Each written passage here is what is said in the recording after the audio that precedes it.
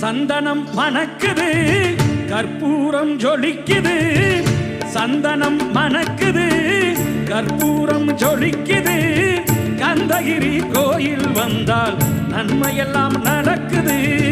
கந்தகிரி கோயில் வந்தால் நன்மையெல்லாம் நடக்குது சந்தனம் மணக்குது கற்பூரம் ஜொலிக்குது